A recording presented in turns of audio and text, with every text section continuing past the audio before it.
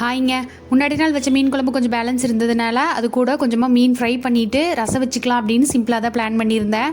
ரசம் வந்து எப்பயும் பண்ணுற மாதிரி இல்லாமல் இந்த டைம் கையிலேயே எல்லாத்தையும் கரைச்சி விட்டு வச்சா டேஸ்ட் இன்னும் கொஞ்சம் நல்லாயிருக்குன்னு சொல்லிட்டு அந்த மாதிரி தான் ட்ரை பண்ணிட்டு இருந்தேன். முன்னாடி நாள் அந்த மீனை ஃப்ரை பண்ணுறதுக்குள்ளே நாங்கள் பட்டு பாடு இருக்கே. என்னாச்சுன்னா ஃப்ரீசரில் வச்சுட்டோங்க. ஃபஸ்ட்டு எடுத்து வெளியே வைக்கணுமா, கரெக்டாக மசாலா போடும்போது அப்போ தான் ஞாபகம் வருது ஃப்ரீசர்லேருந்து எடுத்து வெளியே வைக்கவே இல்லைன்னு.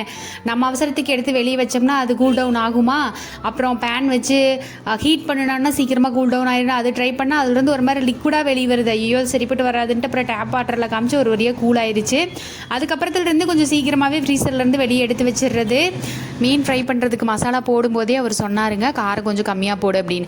இல்லை இது வீட்டில் அரைச்ச மசாலா தானே, அந்த அளவுக்குலாம் காரம் இருக்காதுன்னு சொல்லிட்டு நான் கொஞ்சம் தாராளமாகவே போட்டேன். அப்புறம் ஃப்ரை பண்ணி சாப்பிடும்போது செம்ம காரம் தாங்க. சரி இருந்தாலும் ஓரளவுக்கு அப்படியே சாப்பிட்டு முடிச்சிட்டோம். இந்த ரசம் வச்சுட்டு இருக்கும்போதே திடீர்னு எனக்கு வந்து முட்டை பொரியல் சாப்பிடணும் போல் தோணிருச்சு. சரின்ட்டு முட்டையை உடச்சி ஊற்றி அப்படியே பொரியல் பண்ணிட்டேன். அதில் வந்து பெருசு பெருசாக இருக்குமா, அது அப்படியே சாப்பிட பிடிக்காததுனால அந்த டம்ளரில் வச்சு நம்ம கட் பண்ணி விட்டோம்னா அப்படியே சின்ன சின்னதாக துணுடாக சாப்பிட்றதுக்கு அவ்வளோ சூப்பராக இருக்குங்க. அவ்வளோதான், நாளைக்கு பார்க்கலாம்.